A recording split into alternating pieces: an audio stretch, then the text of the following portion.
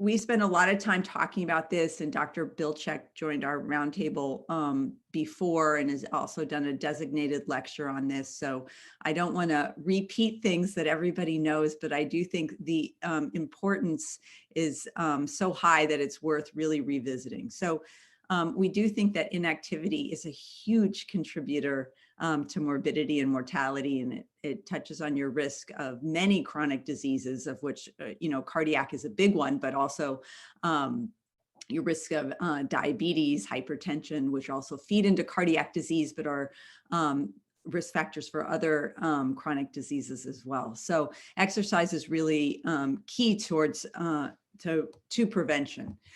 These are the official recommendations, which I know I don't have to read aloud to everybody that's listening, but I'm going to anyway. So we want you to be getting moderate activity for 150 minutes a week. So you can do 30 minutes, 5 days a week, or you can actually exercise less at higher intensity and see the same mortality benefit. So this is really based on large scale trials. And when you go from being sedentary to being mildly active, you live longer. When you go from being sedentary to moderately active, you live even longer. And it turns out that if you incorporate in some high intensity exercise, you can actually get away with exercising less.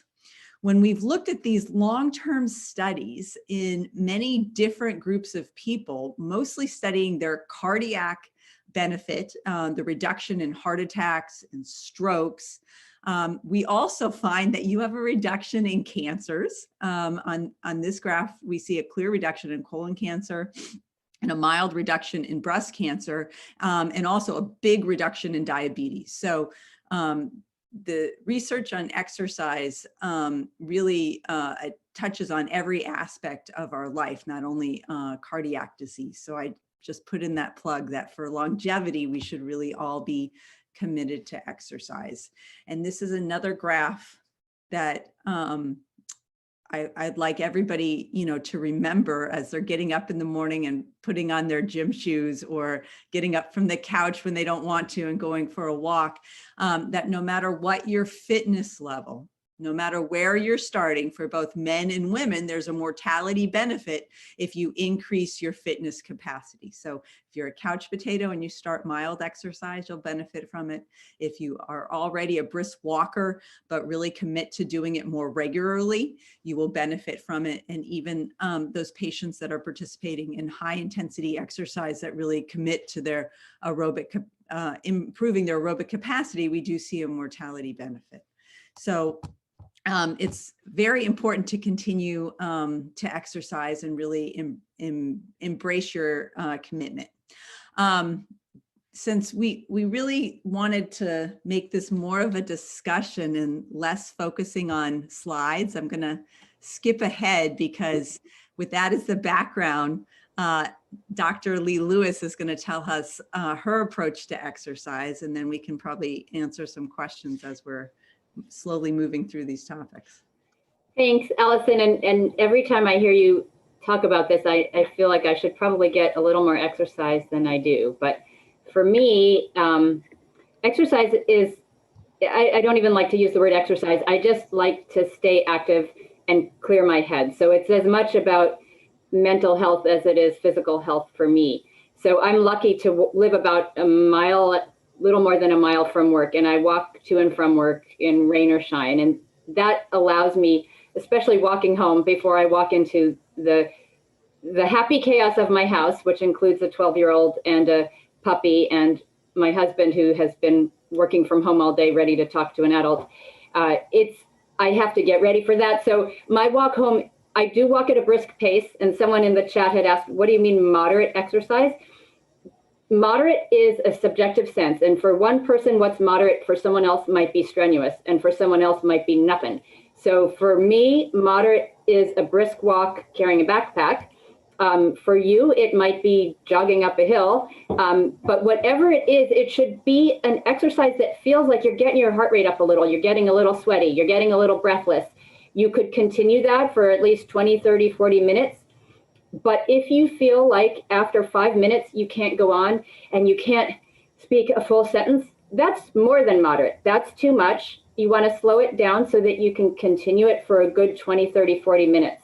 And what I had said in the chat was a kind of rule of thumb is if you can sing at the top of your lungs, you're not working hard enough. That's mild.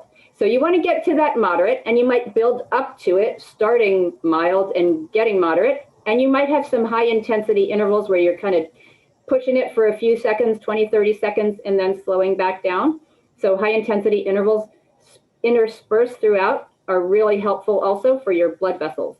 But in general, that goal of 150 minutes of moderate exertion every week is really good. So for me, it's mostly in the form of walking.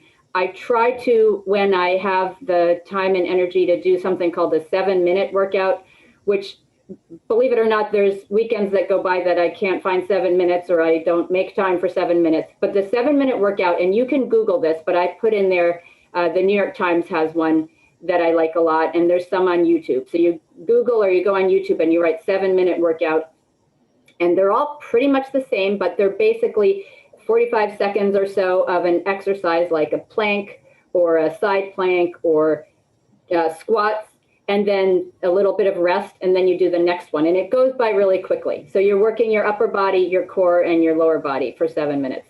And it's scientifically proven to help also reduce heart problems and other health problems. So I do a 7-minute workout, to be honest, like once a week, but that for a lot of people, you could do that more than I do. Stretching and yoga, I just do that because it feels really good to me. And I'll get to when we get to sleep, doing that before bed really helps me sleep a lot. So that's just, I just pick the exercises that feel good for that part. It's just, like, if you've been in front of a computer all day, sometimes it's really nice to just stretch your back. I have always asked my patients when they have an exercise routine that they like, what it is. And I've gotten really great tips from some of my patients for Zumba classes online and Bollyx, which is like the Indian Bollywood dance style. So I like to mix it up because I get bored easily. So I like to take online classes. Most of them are free. Some of them are give what you can. Some of them are $10 each. It's not expensive and it's cheaper than going to the gym. But if you're a class person, I like to do those. And then just even on days where I'm not exercising or it's a weekend, I'm not walking to work, I usually get at least 7,000 steps. Just, I run upstairs to get something. I take the dog out to the park and things. So 7,000 or so steps a day for me is kind of an average sedentary-ish day. And so for people who aren't exercising, I would say if you had a step tracker, like this is just a Fitbit, or you could have an Apple Watch or whatever you're using, if you're getting less than 5,000 steps a day, you're probably sitting too much. And if there's a way you can just stand up, sit down, make a few excuses to get a glass of water or to go outside and check the mail a couple times, those things add up. And it's really useful to just stay kind of moving and not sit for too long a period of time. And just while we're here, so someone's asking, what if getting moderately winded requires enough exertion to put your heart rate well above the 180 minus your age guideline? Okay, so this is a great question. A lot of people want to know, should they check their heart rate when they're exercising as a guide to whether they're exercising enough? So the answer to that is you could do that. And 220 minus your age times 100 times 80%. So 220 minus your age, let's say you're 20 years old, which none of us are, but 220 minus your age would be 200 times 80% would be the kind of upper level of upper ceiling of where you want to get your heart rate. Typically, the heart rate won't go much beyond that when you're exercising anyway. It'll plateau. It's not going to keep going up and up and up because your heart rate kind of settles out at where it's most mechanically efficient. For a lot of you, you don't get to that heart rate because you might be on medicines such as beta blockers that slow the heart rate down, and that's fine. So there's lots of reasons I don't recommend people check their heart rate, but instead going to a subjective sense of what feels like moderate exertion. If your heart rate's going really fast, despite minimal exertion, sometimes that's a sign of a problem that you might be dehydrated or there might be a heart problem that's making the heart go really fast, and in which case you should check with your doctor about that. But if it's a little bit above that target is kind of it's not really one size fits all. So I wouldn't worry about it if you feel good and you feel good during and you feel well after and you're staying hydrated, then it's okay if your heart rate goes a little faster than what the books say it should. Allison, what about you? What do you do for exercise? So I just want to make a comment before I tell you what I do, because I think you hit on two key things there that I love. One is that you do the kind of your same ritual on a regular basis. And I think that's really the way that you build those foundations of exercise, right? Is we figure out a way that there's something that we make a habit. And so for you, those of you that are chronically committed to exercise, you figured out a way and you feel better when you do it. And so it self-reinforces. I do have a number of patients that really struggle to find a way to make it a habit. So it doesn't have to be a huge time commitment. So I love the idea of that 7-minute workout, because just doing it on a regular basis makes such a big difference. And you can imagine if you really think of your life in decades, right? If you've done the 7-minute workout every day on most days for the last 10 years, right? Where a different place you are. So I love it that you incorporate it into your regular activity. And then the other thing you hit on is that joy part, the fun part, which I really do encourage everybody to find the specific exercise for you that does make you feel happy, and that's not drudgery, because I think that is also really important to the sustainability. Apart from that, we have scientific data that those social sports actually are the biggest reduction in death. The largest mortality benefit are from some of the repetitive sports that we do that are social.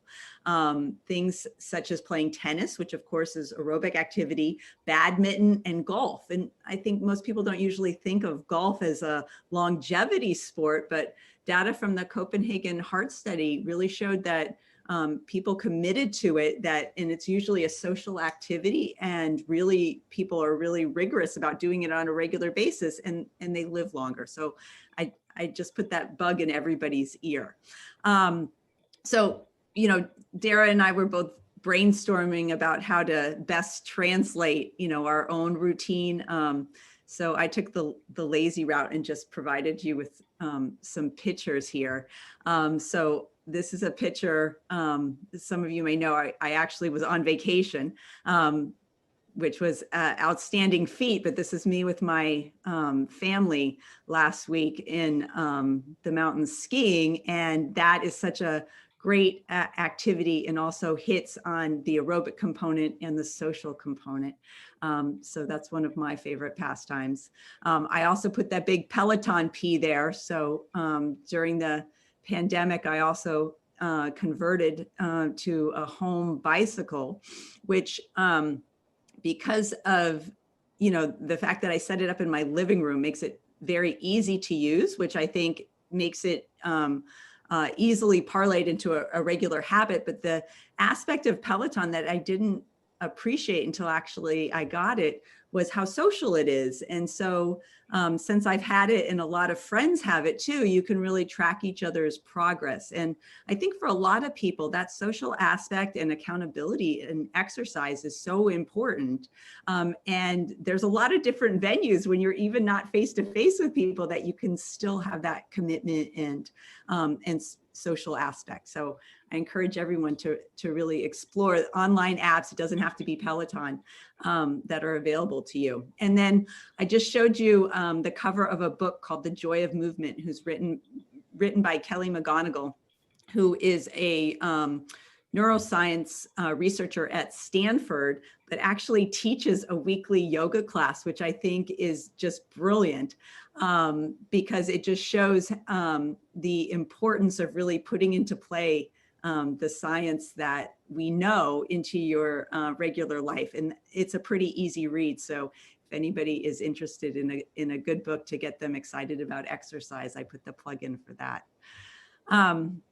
Dara, the other thing we didn't touch on is strength training and that importance. So if everybody just bears with me a second, I'm going to go back to this slide because we also like to recommend to our patients that we do 2 additional days of muscle training.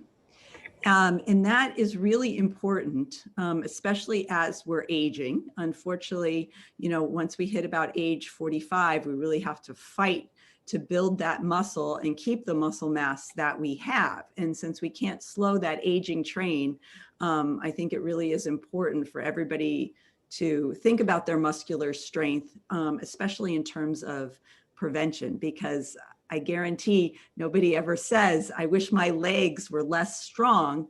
And having that lower extremity strength, especially in New England, where we deal with icy walkways, sometimes is the difference between a disaster and a near miss.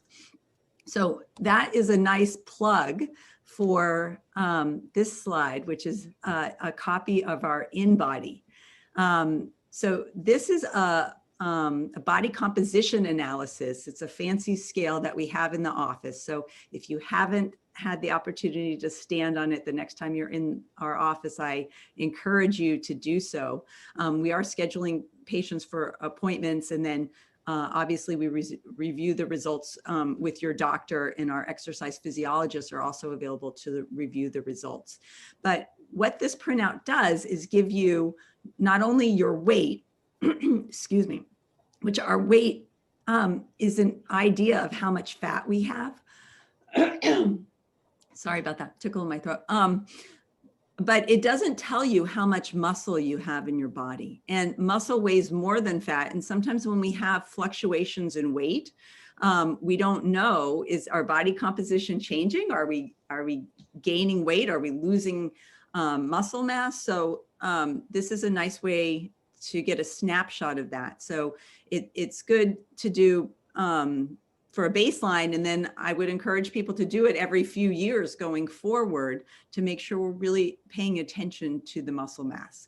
So in the middle of the page here, we show the segmental lean muscle mass, and that really just quantifies the amount of muscle that you have in each of your limbs and your trunk.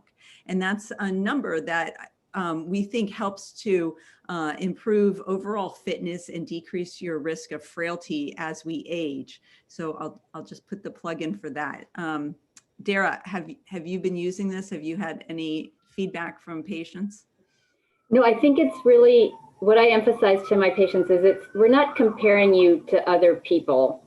We're comparing you to you so that you can track over time. Say it gives you a motivation to start some strength training, core training, and then repeat it in 6 months and see if you made progress. Because as you say, the scale is kind of a meaningless number. The weight is kind of a meaningless number, in my opinion, because it doesn't tell you about your health. And it's not also something you could necessarily change very easily, but you can change your activity level, and you could change, say you're trying a reduced carb diet or something, or intermittent fasting, and you want to see how does that impact your body composition. I really like it as a motivator and a way to monitor your progress. Yes, and I think, for our patients that have advanced cardiac disease or have diabetes, that we're really concerned about their blood sugar levels, having a bulk of skeletal muscle mass increases your basal metabolic rate and also is a great warehouse for that glucose. So sometimes helps tie together a lot of the energies that you're putting into your diet and your lifestyle. Just building muscle makes a huge difference. Yeah. Okay. Should we keep moving on here? Yeah, let's do that. Sydney, I'm going to share my screen for a moment, and in fact, I'm actually at the same place that you are there. Let's go to the polls, because the polls, there we go. I want to find out from our patients about your sleep. So the first poll you'll see here is, how would you describe your sleep? That most nights you have trouble falling asleep or staying asleep or both, or you sleep okay. So of all the questions we got for this webinar, they were all about sleep.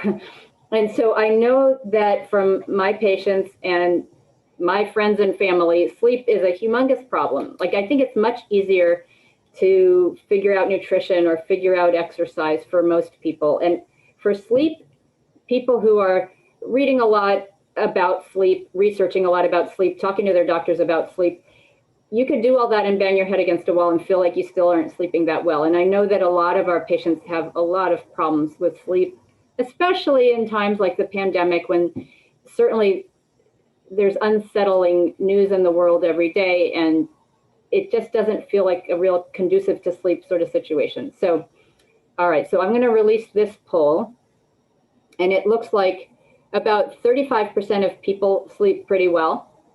And of the rest of you, that the majority, about 40%, have trouble staying asleep. And I've heard that as well, that a lot of people fall asleep really easily, but then wake up in the middle of the night and stay awake for a couple of hours.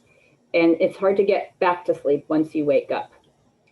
For other people, they lay in bed awake at night trying to fall asleep and have a hard time. So, okay, so this is interesting. So about 60% of people have some difficulty with sleep. I'm going to go on to the next poll, and then we're going to address some of these. And I do not have a magic solution for any of this, but I'll tell you what has worked for me and what has worked for a lot of my patients. So the second poll is, which of the following have you tried to help your sleep? The marijuana and related, so CBD, THC, those are like the gummies that people are using lately that are now legal to try. And some people use those for sleep, for anxiety, for pain. Antihistamines, so antihistamines would include Benadryl, and Tylenol PM is basically Tylenol with Benadryl, Advil PM. Those are all over-the-counter sleeping medicines that a lot of people find helpful. Melatonin, also over-the-counter. And then there's prescription sleeping pills that would include like Ativan, Xanax, Ambien, Sonata. Those are all pills that your doctor prescribes for you. Meditation, relaxation, and stretching. And you can put as many of these as apply. So you can answer many if you've tried many. Exercising, and none of the above. Okay, so great. We've got lots of responses here. And we have, go ahead and release that, Sydney. So it looks like the oranges, most people have tried, over 50% have tried meditation and relaxation and stretching. About 10% people have tried prescription pills.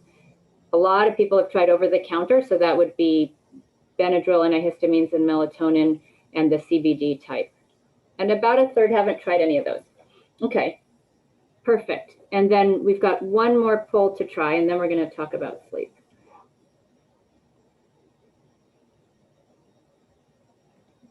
And this one is, which of these following have helped you? So you may have tried a lot of these, and maybe they helped, maybe they didn't. So check off as many as have helped you. And this, part of the reason for doing this is that I think in our audience and our patients, we have a wealth of knowledge. So a lot of you have been around the block when it comes to sleep, and you may have tried 5 or 6 different things. And if you've found things that helped you, they might help other people too. So I'm doing this in part so that you can all share with each other things that have worked. And I invite you to put in the chat as well, if you're comfortable doing so, things that have worked for you. And I'll share with you a few of the things that have worked for some of my patients. So great. So things that have helped people sleep. We have, again, meditation, relaxation, and stretching. So what we call the non-pharmacologic approaches to sleep, like meditation and relaxation, seems to have helped about half the group, and exercise, another third. Prescription sleeping pills, I think there's no doubt that they really help people sleep. The question is whether they're safe and whether the side effects are concerning and whether there might be safer alternatives to prescription sleeping pills. Interesting, about 10% of people said melatonin helped, and about 15% of people said the other over-the-counter sleeping medicines like the antihistamines have helped. Okay, that's really helpful. Thank you. So I'm going to close that poll, and I'm going to talk about a few sleep hacks that some of my patients have shared with me and things that I've tried as well. So the stretching, relaxation, meditation. So those of you who didn't say yes that helped, maybe you've tried it and it didn't help, or maybe you haven't tried it, but there was an article this year in the New York Times called 11 Stretches for Better Sleep. And I started doing that, and basically really simple yoga type and other type of stretching, gentle exercises that you do around bedtime. It doesn't take more than 10 or 15 minutes. And it's amazing. I find that it really, really helps me to fall asleep and to stay asleep.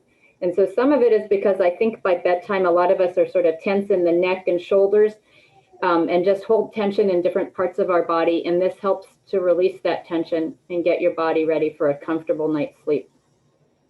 Meditation tapes help a lot. And so for people who wake up in the middle of the night, when you get back to bed after getting up in the middle of the night, sometimes it's really hard to fall back asleep.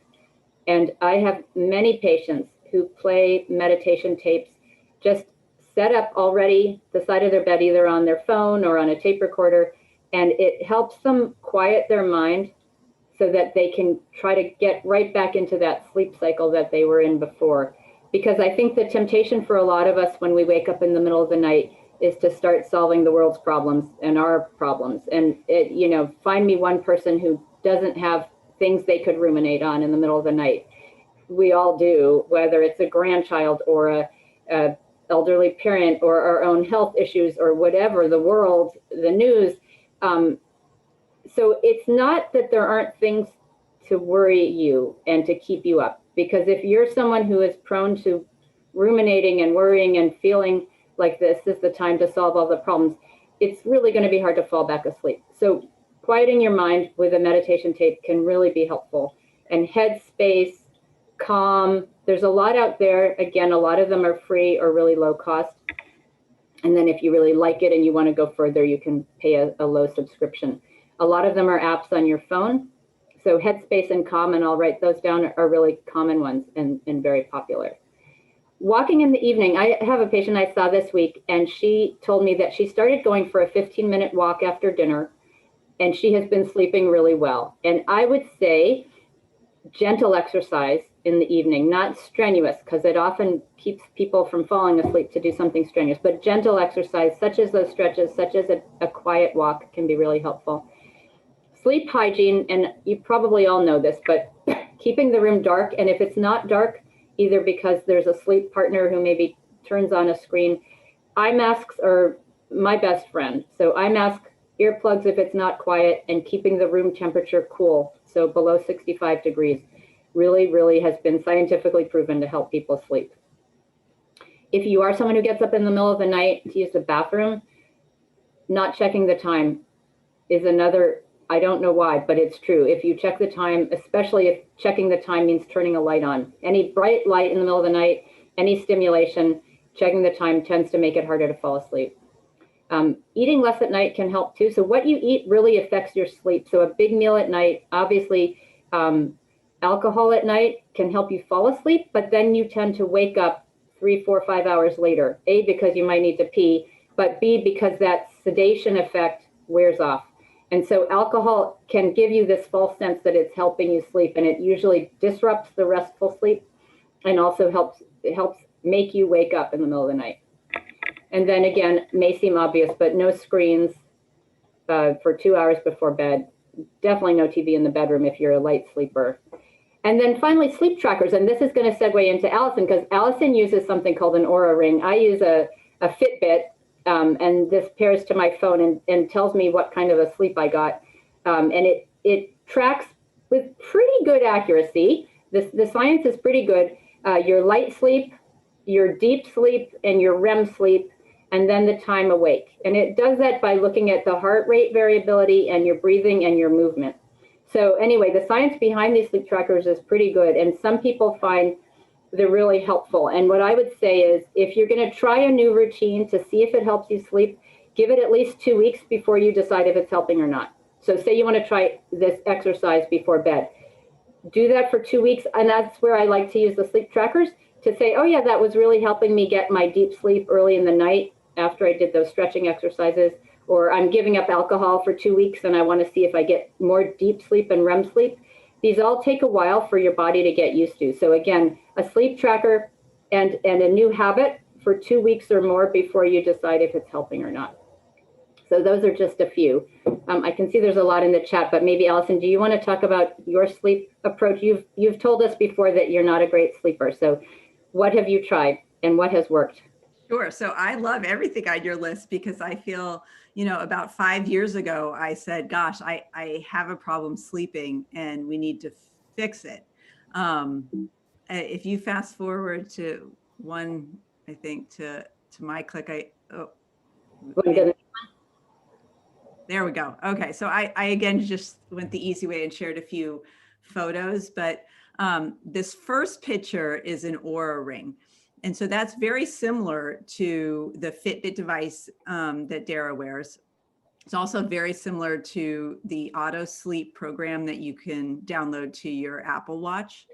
And there's also another monitor called a Whoop monitor, and I've actually tried all of them and found them to be very similar in what they report. But for me, the reason that I purchased the Oura Ring, and certainly I'm not advocating that you need to buy any equipment if you want to sleep better, but for me, it was really acknowledging the problem. So I was able to really document how much sleep I was getting, to really define that I was in a deficit.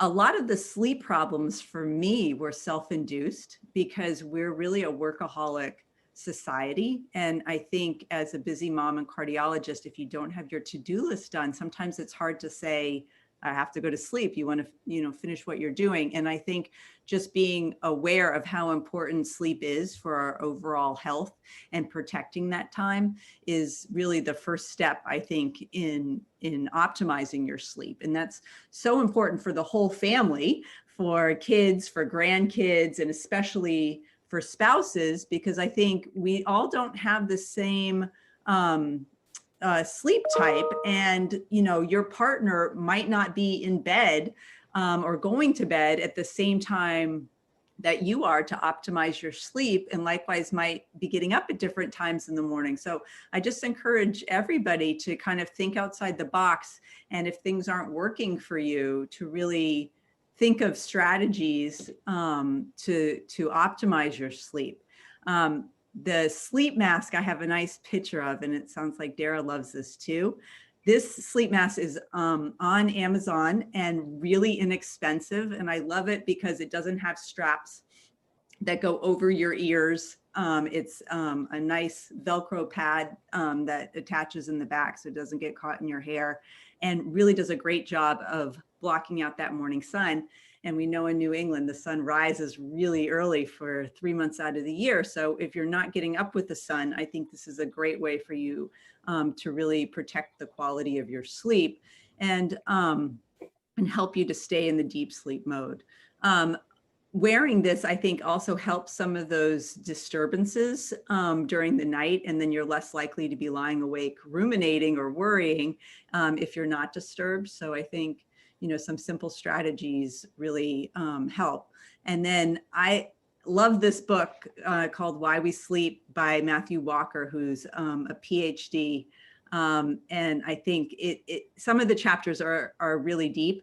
But I think he hits on some really important points of how important sleep is for just overall health. So anybody that's interested in learning more, I would encourage you to read this. I see in the chat, there's a few more questions about temperature. And I'll just give you my 2 cents, because your core temperature has to drop for you to go into deep sleep. And thermostats are sometimes misleading, and sometimes the thermostat that your body wants is not the thermostat that your bed partner needs. So I know there's a couple of questions in there saying, well, 65 is too cold. So if your hands or your feet are really cold, you won't fall asleep. So you can try wearing socks. Sometimes wool socks help to eliminate sweating and can help to regulate your temperature. And I do have a couple of patients that also sleep with gloves on and found that really helps with the cold room, and then they're dropping the air temperature. There's definitely not a one size fits all. So I think you have to really be willing to trial and error this, but I would encourage everybody not to accept poor quality sleep, because it really is so important. Other tricks, Dara, that you want to share with us? I'm looking. question. No, I'm answering here in the chat. I'm trying to keep up with the questions, but someone was asking about the CPAP machine for sleep apnea and that it's uncomfortable and hard to fall asleep. And that is very common. You know, the CPAP machines, for any of you who are lucky enough not to know what it is, it's a continuous positive airway pressure. So it's a mask that you strap on that forces air at high pressure to keep your airway open. And while it's a great solution to sleep apnea, so it allows you to oxygenate and have a good open airway during sleep, it can feel like you're sticking your head out of a racing car with that air blowing. So some people love it and they love the way it helps them to sleep, and that's great. Other people try humidified air. That's one way to try it, or humidifiers, because it's very dry. If it's still very uncomfortable and you've talked to your sleep doctor and adjusted the settings and tried different types of masks, so there's lots of different types of masks. Sometimes people just can't wear it and it doesn't help them sleep because it keeps them from falling asleep. Then there are oral appliances that dentists can help you with that can really help, and they take the place of a CPAP machine. So we have a webinar actually on sleep apnea, and the doctor who was talking about it, Dr. D'Ambrosio, does talk about oral appliances in there, and we have some references for dentists who fit those. But I also have some patients who've tried those oral appliances with really great success. They don't work for everybody, but they do work for some people. So don't give up. Sleep apnea untreated can cause a lot of problems with heart and lungs and blood pressure and arrhythmias and atrial fibrillation. So it's really worth trying different strategies until you get that under control. And if your mouth is super dry, it's because you're breathing through your mouth. So they do make a two-way tape called Somniflex that you can breathe through, but really encourages you to breathe through your nose, which you can wear with the CPAP device. So that's also something else to try, because a lot of times people wake up thirsty and it's because they're such a mouth breather, which might be part of the disruption or the problem. Yeah, great. Let's see, anything else that helps? No, but don't give up on sleep. You know, there was, in the Middle Ages, they actually had a name for that phenomenon that people wake up in the middle of the night, and they embraced it. And I forget what the name is, but people would wake up around 1 or 2 in the morning for a couple hours, and they had this tradition where they would get up and they would write essays and have something to eat and have sex and just do all sorts of wonderful things and then go back to sleep. But, you know, a lot of people feel that they ought to get all their sleep at one time continuously. And if they don't, that there's something very wrong with them. But evolutionarily, there is probably a reason we get up. And some people have suggested that it may be that we each took our turn being the vigilant person watching the mouth of the cave for the intruders, so that the babies would fall asleep first and the young parents would be the first shift. And then the older people would, you know, wake up from 2 a.m. to 4 a.m. and be awake and then go back to sleep. And then, you know, each generation would take their turns being awake. And that may or may not be true, that as people go through different life stages, they have different periods of alertness through the night. But without a doubt, you know, our sleep cycles through the night, through light to deep sleep and REM, and then back up to light. And it's usually about every 90 minutes that you go through a full cycle of sleep.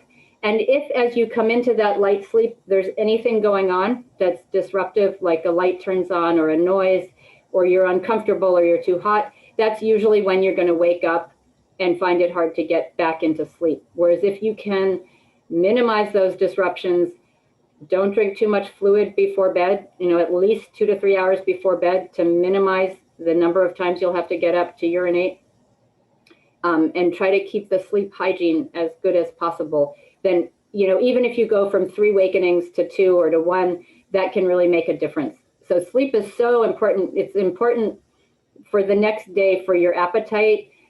People who don't get enough sleep tend to crave more carbohydrates. It's important for cortisol levels. So stress hormone, and when people have not enough sleep and they make more cortisol, they tend to put down more fat in their belly. So that's the response of stress, is to gain abdominal fat, which is the fat that's more metabolically active. If you don't get enough sleep, you're much less likely to want to exercise.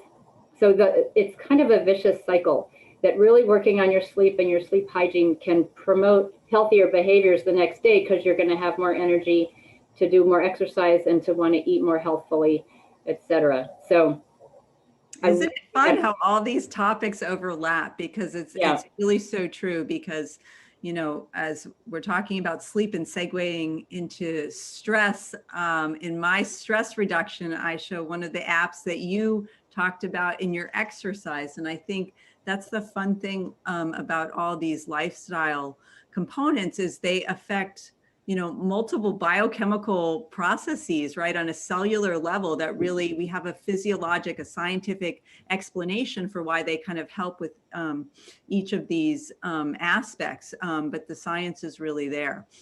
I also want to thank the attendee that said separate bedrooms, because I think that's an important thing to mention as well, that sometimes the people or the pets that we sleep with really disrupt our sleep, and recognizing that is so important. And sometimes it is separate bedrooms, sometimes white noise machine or wearing earplugs help with that.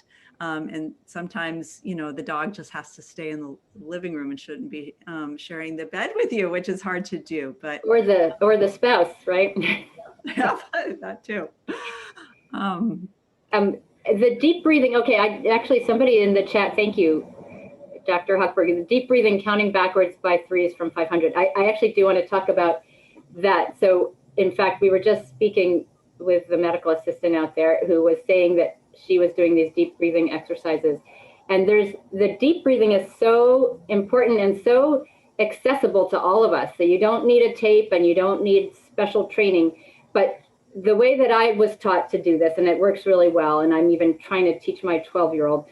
So you try to breathe in for 4 seconds through your nose, hold it for 1 second, and then breathe out 4 seconds through your mouth, hold it for 1 second. So it's breathe in for 4, hold, out for 4, hold. Now, when I have trouble falling back asleep in the middle of the night, I do this, and then I do this other thing that I think I should patent it, but I'm going to share it with all of you for free, which is I try to mimic REM sleep in my head. So REM sleep, which is rapid eye movement sleep, which is the sleep where we dream, is when our eyes, if you've ever seen a kid or a dog, the most obvious, when they're in REM sleep, their eyes are just going back and forth like this. They're watching the rabbit, they're chasing the ball, whatever they're doing, and their eyes are going back and forth.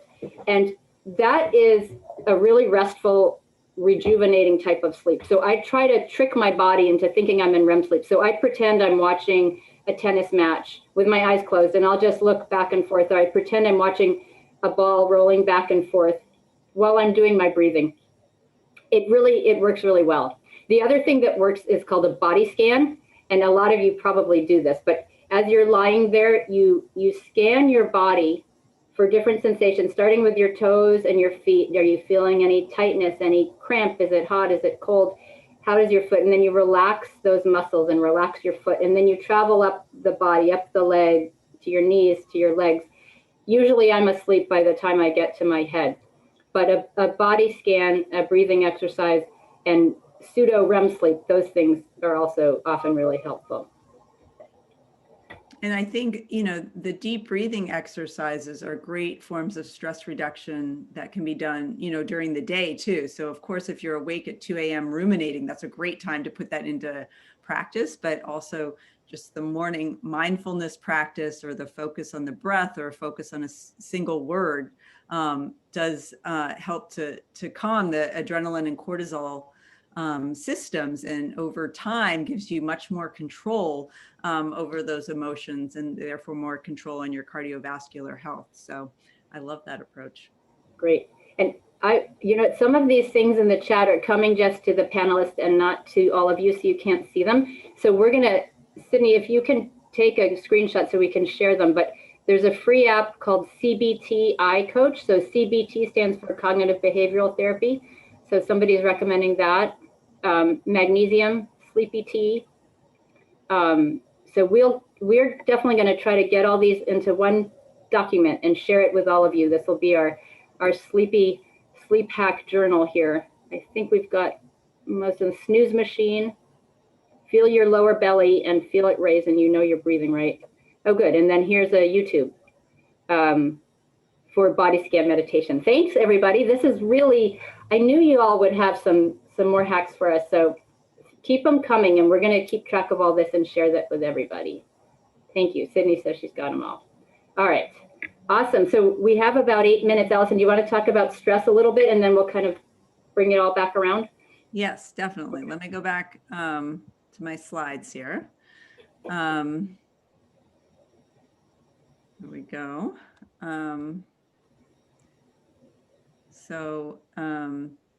I've shown this before. This is the third time I've made everybody look at this, but I think this is so true because our brain really controls our cardiovascular system. And this is true if you have atrial fibrillation. This is especially true if you have high blood pressure or hypertension.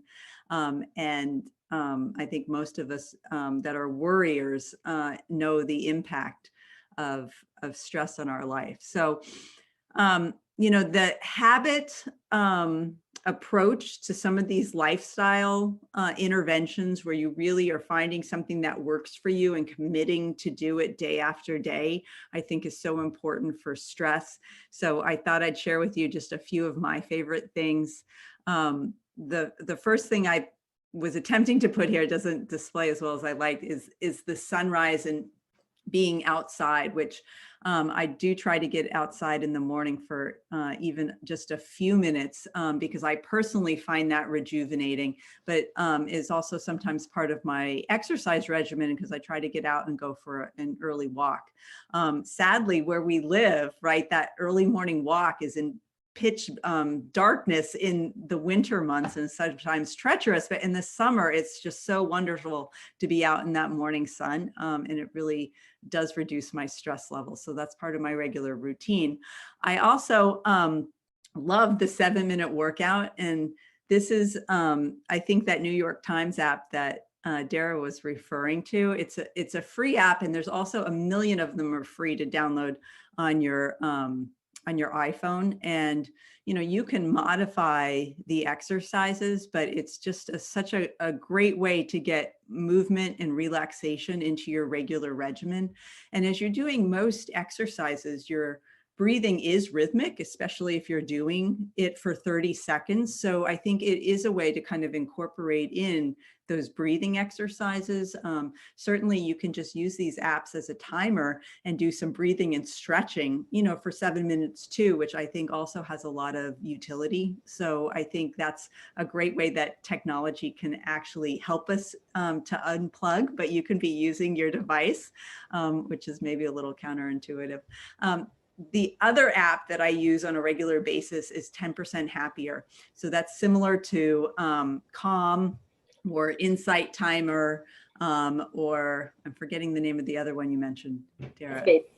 Headspace, yes. All of those are good. 10% Happier is the title of a book written by Dan Harris, who is a CBS, I think CBS, news anchor, and he also developed this app.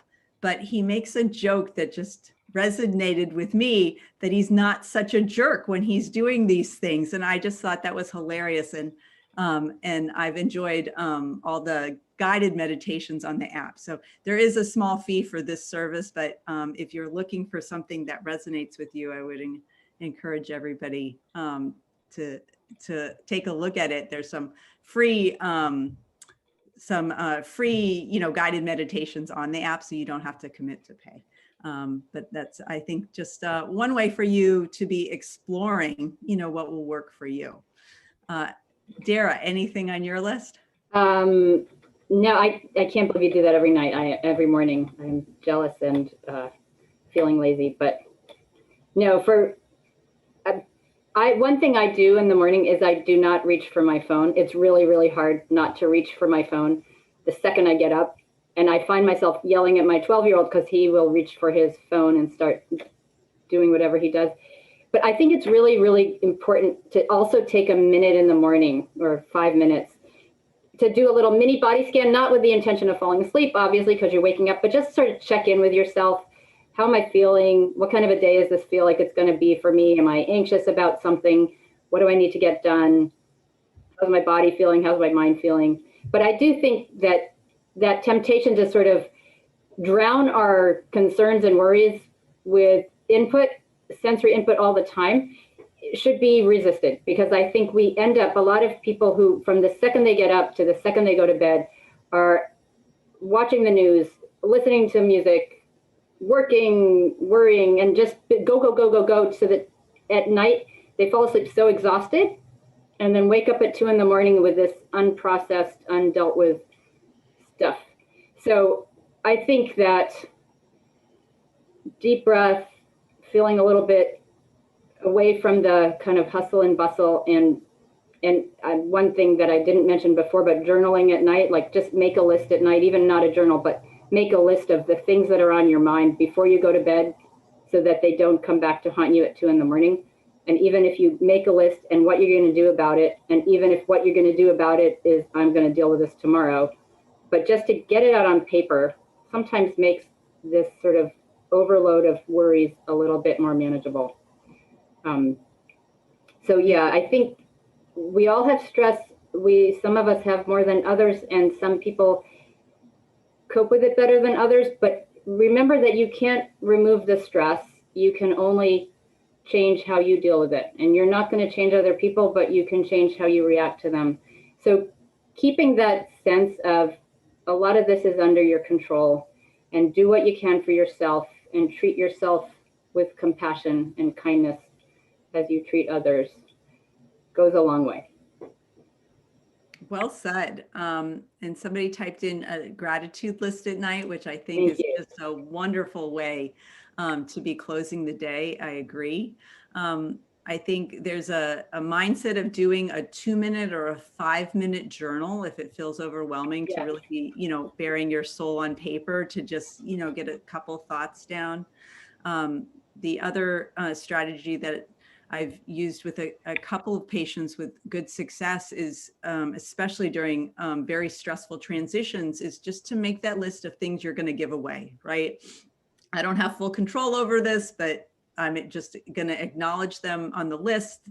The list will still be there, but it's not going to affect me tonight. So there is something, I think, tangible in that process that that really helps all of us. So that's wonderful advice. Okay, I'm scrolling through to see if we've hit everything, because here we are on the hour again. Seems like this just flies by. This has felt much more conversational to me. So thank you everybody for participating and sending in your comments and questions. This is, and I am reminded looking at the chat that I had a conversation with one of my patients yesterday, just to close this off, and we'll let everybody go. But she was saying, you take care of a lot of patients who are in the older age group like me, a lot of people dealing with stress, perhaps isolation, maybe living alone, and with the pandemic feeling a little cut off from things that used to be ways to relieve stress. So whether that was social activities, even just going to the grocery store, interacting casually with, the person who sells you your coffee. But a lot of those ways of reducing stress were gone. And then on top of that, a lot of sources of stress were exploding. So friends and family getting sick or getting worried, not seeing grandchildren, things like that. So she asked me, what do your other patients do to stay relevant, to feel their life is meaningful and purposeful? And I had a few, we were talking about volunteer opportunities, helping people get vaccines, helping immigrant families. But I said to her, I will ask my other patients. And so one plea, and you can either put it in the chat or send it in your feedback, but if any of you have come across ways that make your life more meaningful, more purposeful, especially now in the pandemic, please share them. And we're going to share that with everybody too, because I think we could all learn from each other's experiences. So, and I thank you all in advance for that. But thank you, Allison, and thank you to Sydney and Allie behind the scenes helping us with all this. And thanks most of all to all of you for joining us today. We had almost 100 people on today, and it was so nice to be interacting with everyone and sharing things that we've learned over the years. So have a wonderful Wednesday, and we'll see you back in 2 weeks. Bye, everybody.